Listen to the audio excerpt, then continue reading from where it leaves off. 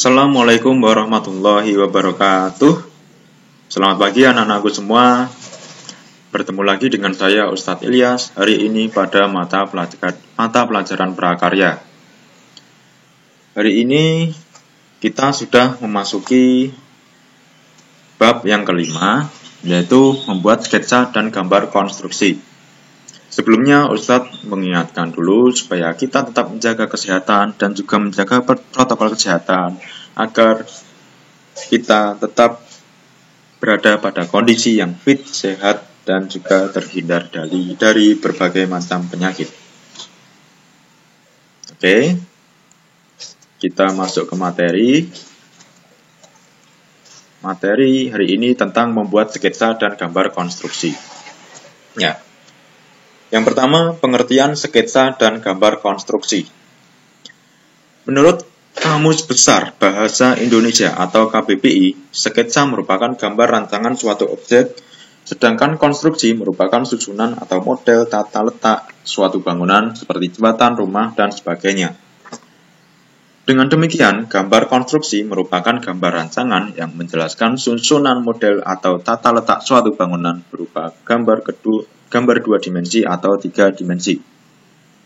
Ilmu yang mempelajari cara membuat atau merancang gambar konstruksi bangunan dinamakan arsitektur. Sedangkan orang yang membuat atau merancang gambar konstruksi disebut dengan arsitek.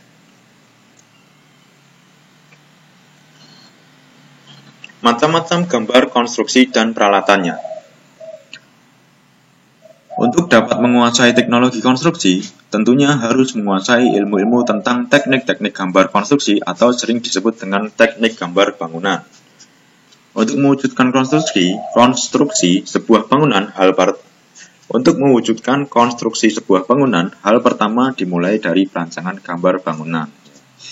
Jadi misal mau membuat sebuah bangunan, tentu yang harus dipersiapkan salah satunya adalah model atau bentuk atau gambar dari bangunan tersebut. Selain itu, juga harus mengetahui berbagai peralatan yang dapat digunakan dalam proses menggambar konstruksi.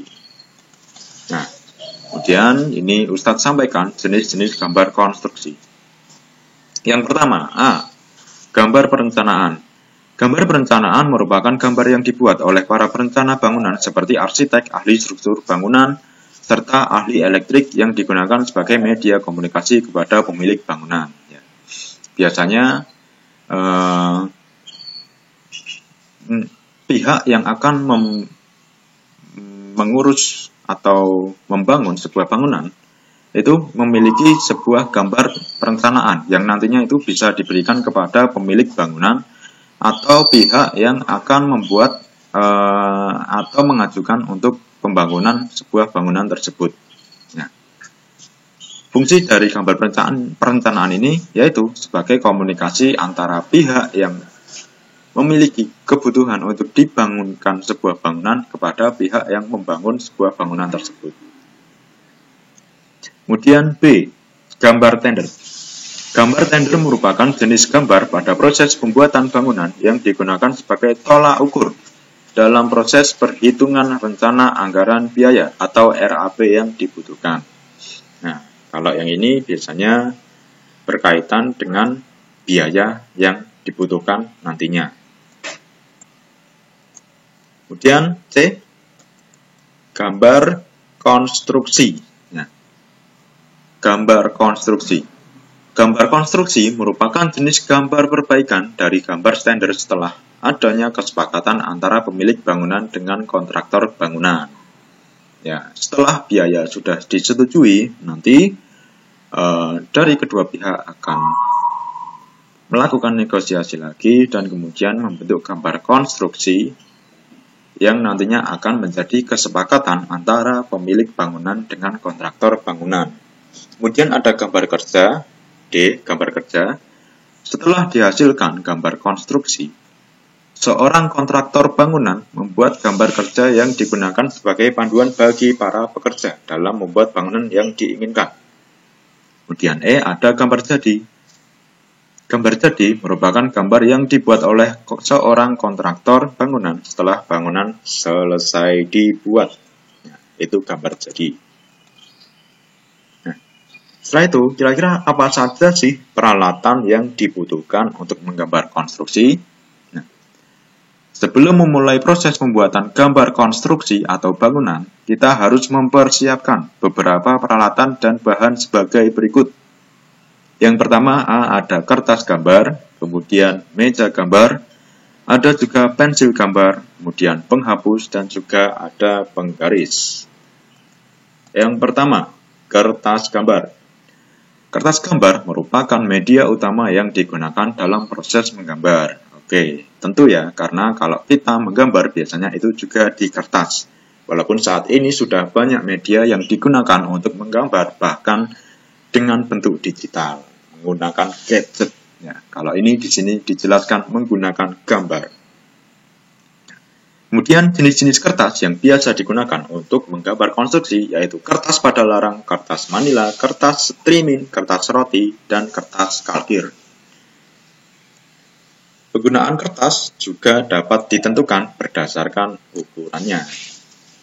Yang kedua ada meja gambar. Meja gambar berfungsi sebagai alat saat melakukan aktivitas menggambar konstruksi.